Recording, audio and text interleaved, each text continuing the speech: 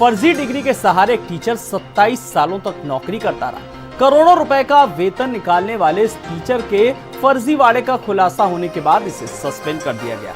College का management और उसकी कार्रवाई। अब भ्रष्टाचार के दायरे में 125 साल पुराने मेरठ के ऐतिहासिक फैज़ आम इंटर कॉलेज में बड़ा फर्जीवाड़ा सामने आया।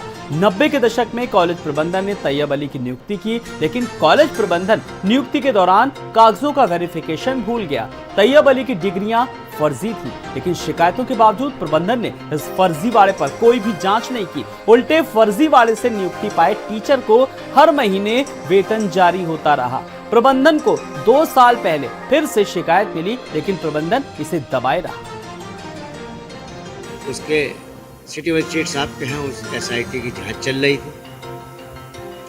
वहाँ से उनकी डिग्री जो है जांच पूरी होने के बाद ये पाया गया कि डिग्री उनकी फेक है, डुप्लीकेट है, झूठी है। उसके आधार पर उन्होंने सिटी मजिस्ट्रेट ADM सिटी साहब को रिपोर्ट करी। सिटी मजिस्ट्रेट साहब को अपने निर्णय के बारे में SIT ADM सिटी साहब ने DM साहब को रिपोर्ट भेजी। DM साहब के यहाँ से जिला विद्यालय निरीक्षक महोदय के पास वो आदेश आया और जिला विद्यालय निरीक्षक महोदय ने हमारे प्रबंधक महोदय को यह आदेश किया कि इसके खिलाफ आवश्यक कार्रवाई नियम अनुसार आवश्यक कार्रवाई की जाए। फर्जी डिग्रियों के सहारे नौकरी करने वाले तैयब अली की तनख्वाह इस समय करीब 1 लाख रुपए महीने थी और वो अपनी पूरी नौकरी में 1 करोड़ से ज्यादा का वेतन ले चुके हैं। फिलहाल प्रबंधन ये चाहता है कि उनके खिलाफ मुकदमा दर्ज हो और जो वेतन उन्होंने निकाला है उसकी रिकवरी भी होनी चाहिए। कैमरा सहयोगी सानू के साथ में नरेंद्र, भारत समाचार, मेरठ। मदरसों के भ्रष्टाचार में धर्म के ठेकेदारों के साथ साथ राज्य सरकार के अल्पसंख्यक अफसर और बाबू भी फंसे हुए हैं। भ्रष्टाचार का बोलबाला इतना बढ़ गया है कि भ्रष्टाचार में अफसर अंधी कमाई कर रहे हैं, जिससे शिक्षकों का वेतन तक डकार गए। एक खास रिपोर्ट। इस्लामिक शिक्षा के बहाने मदरसों के भ्रष्टाचार में केवल धर्म के ठेकेदार ही नहीं, राज्य सरकार के अल्पसंख्यक अफसर और बाबू भी फंसे हुए हैं। राज्य सरकार की मंशा चाहे जो भी हो, लेकिन भ्रष्टाचारी मदरसा मालिकों को बचाने में कोई कोर कसर ना तो अल्पसंख्यक कल्याण विभाग ने छोड़ी और न ही पुलिस ने। मेरठ में ये मदरसे अल्पसंख्यक कल्याण विभाग के अफसरों से मिलकर शिक्षकों का वेतन तक डकार गए हैं।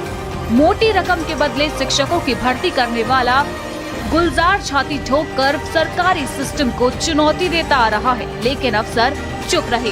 हौसला बढ़ा तो इसने शिक्षिकाओं के वेतन के बदले न सिर्फ कमीशन वसूला, शिक्षिकाओं को महीनों की पगार भी डकार गया। मदरसा स्टार में अंग्रेजी पढ़ाने वाली ईशा इस्माइल गुलजार की शिकार बन गई और ठगी गई। 4 साल की नौकरी में उन्हें 7 लाख से ज्यादा की पगार मिलनी थी, लेकिन टुकड़े हाथ लगे। ईशा का वेतन जिला अल्पसंख्यक कल्याण अधिकारी मोहम्मद तारिक और इसी ऑफिस के संविदा कंप्यूटर ऑपरेटर शुएब की साठगांठ से निकाली गई। जिला अधिकारी के आदेश पर शुरू हुई जांच के बाद मोहम्मद तारिक ने अपने तबादले से ठीक पहले गुलजार के खिलाफ केस दर्ज कराया, लेकिन अपने ऑफिस की साठगांठ पर FIR में जिक्र तक नहीं किया गया। हैरत की बात यह है कि इस मामले की जांच पुलिस भी 2 महीने से ठंडे बस्ते में डाले हुए है। वो ना हो। पिछली बार हमारा ऐसे चर्चा हो गया ऑफिस में कि इन्होंने पता नहीं क्या कर रखा है,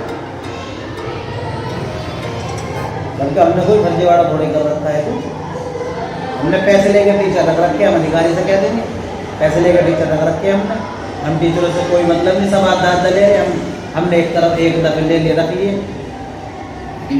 हमने कोई गलत थोड़ी कर रखा है।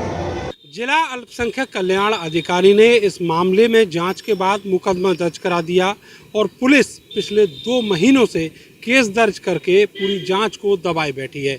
इस पूरे मामले में इन्वेस्टिगेशन रुकी हुई है और आरोपी की तलाश में अभी तक एक भी बार दबिश नहीं दी गई है। सवाल ये है कि राज्य सरकार की जो मंशा है निजी मदरसों को लेके और उनके भ्रष्टाचार को लेके, वो क्या पुलिस की इस कार्यशैली से पूरी होगी?